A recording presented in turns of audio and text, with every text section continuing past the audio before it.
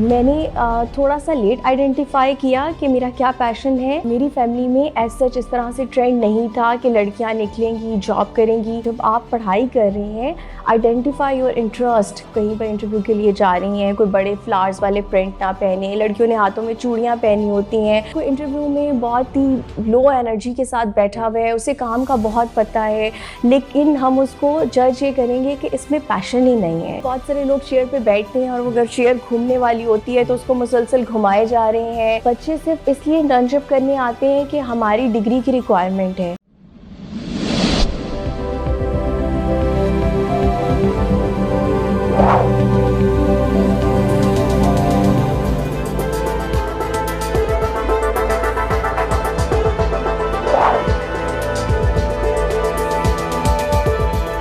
औज़ुबिल्लाहिमिनश्शैतानिर्रजीम बिस्मिल्लाहिर्रहमानिर्रहीम। अस्सलाम वालेकुम दोस्तों, हसन रज़ा आज एक दफ़ा फिर आपकी खिदमत में हाजिर है। दोस्तों, आपके मैसेजेस हमें मिलते रहते हैं, आपका फ़ीडबैक हमें मिलता रहता है और आज आप ही के फ़ीडबैक के ऊपर हमने ये जो प्रोग्राम है, आज के एपिसोड जो है वो रखी है।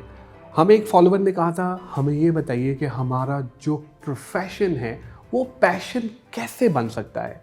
इसी टॉपिक पे डिस्कशन करने के लिए हमने सीजन HR प्रोफेशनल को दावत दी है। इनका नाम है Asma Ashfaq. Asma Ashfaq is currently working as a head of HR at acid solution. बड़ा ही ज़बरदस्त इनका एक्सपीरियंस है HR में।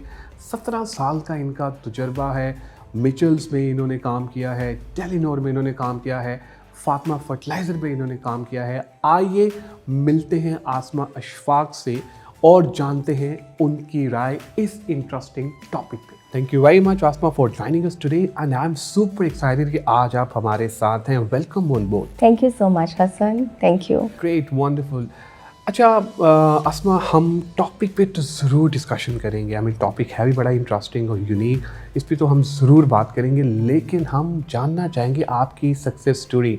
माशाल्लाह, you have 17 years working experience in the field of human resource management. आपने टेलीनॉर में काम किया, आपने मिचल्स में काम किया, आपने फातिमा फर्टिलाइज़र में काम किया, बहुत बड़े बड़े इदारों में। Now you working as a head of HR at acid solution, बहुत बड़ी कंपनी है, it's MNC as well. So बताइएगा कि जो HR में जो आने का जो सफ़र था, ये बाई चांस है या बाई चॉइस था? HR में आने का सफ़र बाय चॉइस था।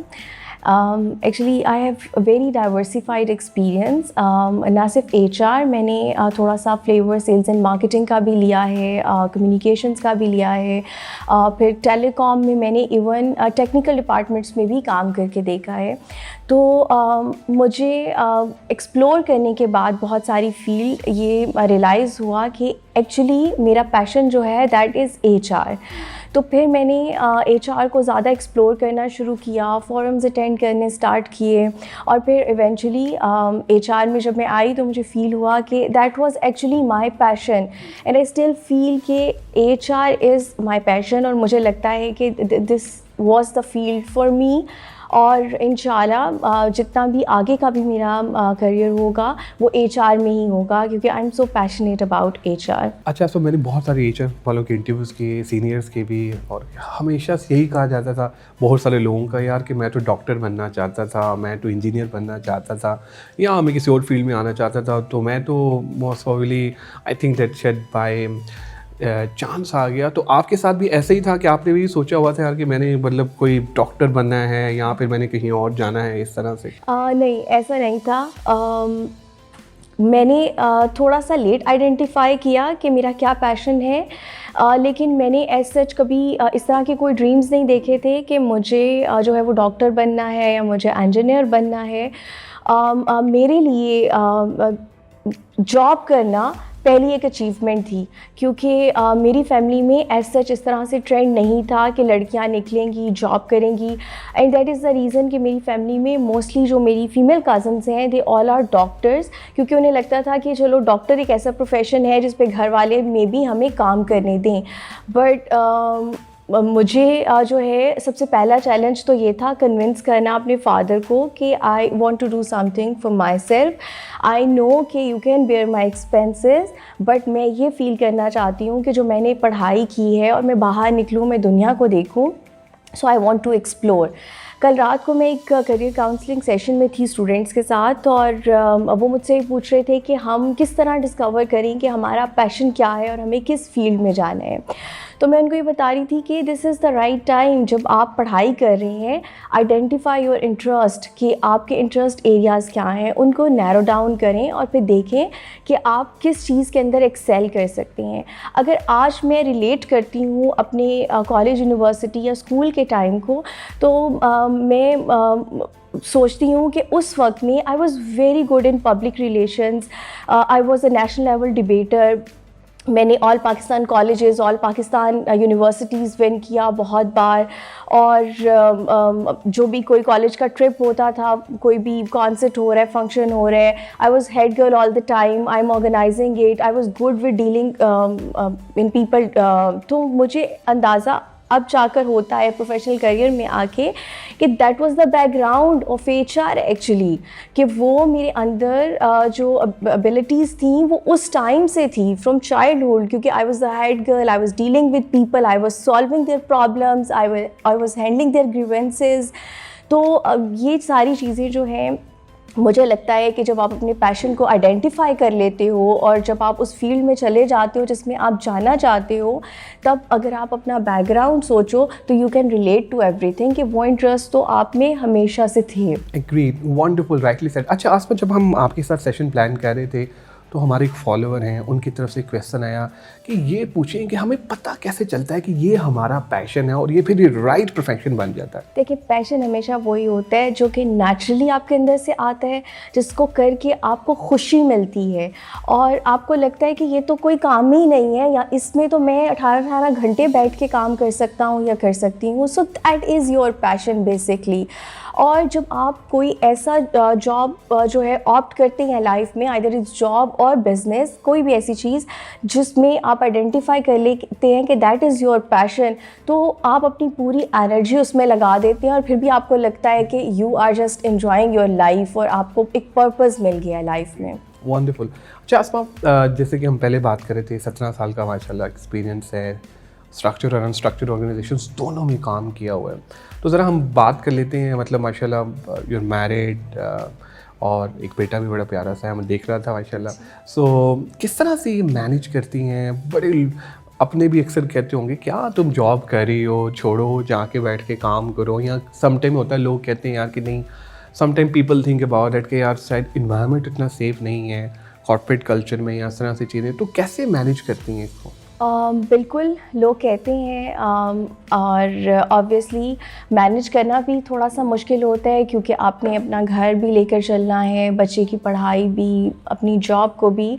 लेकिन मुझे लगता है कि अगर आप चीज़ों को वेल प्लान लेकर चलो तो वो मैनेज करना इजी हो जाता है। और जहाँ तक बात है लोगों की कि मतलब लोग आपको कहते हैं कि आप ये कर लो या आप वो कर लो, तो अगेन वही वाली बात जो हम थोड़ी देर पहले कर रहे थे कि आपको ख़ुद अपने इंटरेस्ट को, अपने पैशन को आइडेंटिफाई करना है। अगर मुझे ये लगता है कि मैं घर रहकर जो है वो अपने बच्चे को ज़्यादा अच्छे तरीके से परवरिश कर सकती हूँ तो बिल्कुल मुझे रहना चाहिए। लेकिन अगर मुझे ये लगता है कि मैं अगर अपने करियर को साथ में नहीं लेकर चलूँगी तो मुझे ये फ़ील होगा कि मैं अपने लिए कुछ नहीं कर रही हूँ और वो मुझे चीज़ डीमोटिवेट करेगी, तो मैं उस बच्चे को भी सही से जो है वो तवज्जो नहीं दे सकूँगी। तो आई बिलीव कि being a working mother, quantity इतनी इम्पॉर्टेंट नहीं है जितनी क्वालिटी इम्पॉर्टेंट है। और जब तक मैं एज अ माँ खुद मोटिवेटेड नहीं हूँ, खुद अपनी ज़िंदगी से खुश नहीं हूँ, तो मैं आने वाली नस्ल को किस तरह जो है मोटिवेट कर सकती हूँ, उनको किस तरह ज़िंदगी में पर्पस दे सकती हूँ, उन्हें किस तरह खुश कर सकती हूँ, क्योंकि पेरेंट्स आपका सबसे बड़ा, सबसे पहला रोल मॉडल होते हैं। और अगर पेरेंट्स जो है वो आपके लिए एग्ज़ाम्पल सेट करें कि चीज़ों को अगर आप अच्छे तरीके से मैनेज करो, और एज अ पर्सन, क्योंकि मैं एक माँ ज़रूर हूँ लेकिन उससे पहले मैं आसमा इशफाक हूँ। मैंने इवन शादी के बाद अपना नाम भी नहीं बदला, I still have the same name. तो अगर मैं अपनी शख्सियत को खुद जो है वो एक प्रायोरिटी रखूँगी तो मेरे बच्चे भी वही सीखेंगे। Great, wonderful, rightly said. By the way, you're amazing and superb in the whole session. I mean, what a great contribution, Asma. Thank you so much. अच्छा अस्मा, अब हम ज़रा बात कर लेते हैं। माशाल्लाह बड़े इंटरव्यूज़ किए होंगे आपने 17 साल में, बड़े बड़े एक्सपीरियंसेस हुए होंगे। तो ज़रा हमें ये बताइए कि जब आप हायरिंग करती हैं तो कौन सी ऐसी 2-3 स्किल्स आप किसी भी कैंडिडेट में देखती हैं जो आप समझती हैं कि यार ये तो मस्ट है, ये होगी तो मैं इसको रखूँगी? अच्छा, ये आपने मेरा फेवरेट क्वेश्चन पूछा है। ये एक ऐसा टॉपिक है जिसको मैं बहुत सारे फोरम्स पे एड्रेस कर चुकी हूँ और मैं बार बार करना चाहती हूँ। उसकी वजह ये है कि लोग कहते हैं कि हमें जॉब नहीं मिलती और ऑर्गेनाइजेशंस कहती हैं कि हमें जो है वो टैलेंट नहीं मिलता। तो सबसे इम्पॉर्टेंट चीज़ ये है, इवन एक इंटरव्यू पे जाने से भी पहले, और जितने भी कैंडिडेट्स हैं उनको ये मेरी तरफ से एडवाइस है कि अपने अंदर पहली सबसे चीज़ घर से निकलते हुए पॉजिटिव एनर्जी लेकर जाएं। जिस ऑर्गेनाइजेशन में आप जा रहे हैं उसको स्टडी करके जाएं। आपको पता होना चाहिए कि वो क्या बिज़नेस करते हैं, आपको पता होना चाहिए कि वहाँ पे लोग कैसे ड्रेसअप होके आते हैं। अगर आप किसी बैंक में इंटरव्यू के लिए जा रहे हैं, you should be wearing suit and tie, लेकिन अगर आप किसी सॉफ्टवेयर हाउस में या किसी और बिज़नेस में जा रहे हैं, so you should wear some smart casual, you should do some smart casual dressing. इसी तरह लड़कियों के लिए है कि सिर्फ लड़कों के लिए नहीं, लड़कियों के लिए भी है कि wear some solid plain colours. अगर आप कहीं पर इंटरव्यू के लिए जा रही हैं, कोई बड़े फ्लावर्स वाले प्रिंट ना पहने। लड़कियों ने हाथों में चूड़ियाँ पहनी होती हैं, प्रोफेशनल नहीं लगता। ये बड़ी छोटी छोटी चीज़ें होती हैं जो कि आपको शायद यूनिवर्सिटी कॉलेज में नहीं बताई जाती, लेकिन आपको ये पहले, उसके बाद जब आप इंटरव्यू के लिए गए हैं, आप राइटली ड्रेसअप हैं, आप ऑन टाइम हैं। अगर आप लेट भी हो रहे हैं, आप उनको इन्फॉर्म करें कि आप लेट हो रहे हैं, और उसके बाद जो है आप उस ऑर्गेनाइजेशन के बारे में स्टडी करके गए हैं, दैट इज़ इनफ। उसके बाद जैसे ही आप उस रूम के अंदर एंटर होते हैं ना, you should have a smile and positive energy on your face. और जब आप इंटरव्यू दे रहे हैं, you should show your passion, you should show your drive, you should show how agile learner you are। ये सारी चीज़ें हैं जो other than your knowledge, जो कि उस जॉब का स्किल सेट है, बड़ी इंपॉर्टेंट है। अगर कोई इंटरव्यू में बहुत ही लो एनर्जी के साथ बैठा हुआ है, उसे काम का बहुत पता है, लेकिन हम उसको जज ये करेंगे कि इसमें पैशन ही नहीं है, इसमें एनर्जी ही नहीं है। ऑन द अदर हैंड, अगर आप उतना ज़्यादा सब्जेक्ट मैटर एक्सपर्ट नहीं भी हैं और आपको थोड़ी बेसिक्स पता है उस जॉब की, लेकिन आप बहुत ज़्यादा पैशन और एनर्जी शो करते हैं फॉर दैट जॉब रोल, तो आई थिंक कि उस बंदे के निस्बत you will be the preference. तो it totally depends on the person कि वो किस तरह की ड्राइव शो कर रहा है, क्या पैशन शो कर रहा है, क्या एनर्जी शो कर रहा है, और फिर आप किस तरीके से बैठे हुए हो और आप किस तरीके से बात कर रहे हो। मैंने नोटिस किया बहुत सारे लोग चेयर पे बैठते हैं और वो अगर चेयर घूमने वाली होती है तो उसको मुसलसल घुमाए जा रहे हैं, हाथ बांध लिए हैं, या मतलब इस तरह की आपकी बॉडी लैंग्वेज है जो कि आपको इंटरव्यू लेने वाले को बहुत सारे ऐसे मैसेजेस दे रही है कि you are not serious about the job या यू आर वेरी कैजुअल। तो ये सारी छोटी छोटी सी चीज़ें होती हैं जो बहुत इंपॉर्टेंट होती हैं। फिर अगर पैनल बैठा हुआ है तो आप एटलीस्ट सबकी तरफ आई कांटेक्ट कर रहे हैं, जो आपसे क्वेश्चन पूछ रहा है आप पहले उसको प्रॉपर्ली सुन रहे हैं, अंडरस्टैंड कर रहे हैं और फिर एक स्ट्रक्चर्ड आंसर दे रहे हैं। Agreed, wonderful.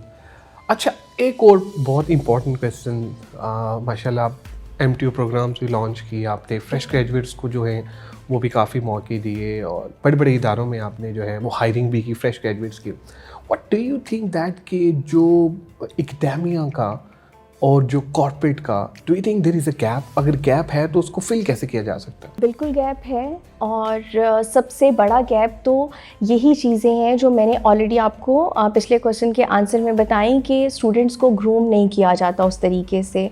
स्टूडेंट्स आप अभी तो ट्रेनिंग की बात कर रहे हैं, अगर हम सिर्फ इंटर्नशिप पर आएँ तो बच्चे सिर्फ इसलिए इंटर्नशिप करने आते हैं कि हमारी डिग्री की रिक्वायरमेंट है, वो इसलिए इंटर्नशिप करने नहीं आते कि उनको कुछ सीखना है। तो एक तो यूनिवर्सिटी, क्योंकि देखें यूनिवर्सिटी ने आपको सिखाना है कि आपने किस तरह से जाके ख़ुद को प्रेजेंट करना है। यूनिवर्सिटी सिर्फ आपको नॉलेज नहीं देती, यूनिवर्सिटी को आपको ग्रूम करना चाहिए, आपको आपके अंदर पैशन जो है ना वो यूनिवर्सिटी ने क्रिएट करना है। So you have to show that passion, you have to show that eagerness to learn.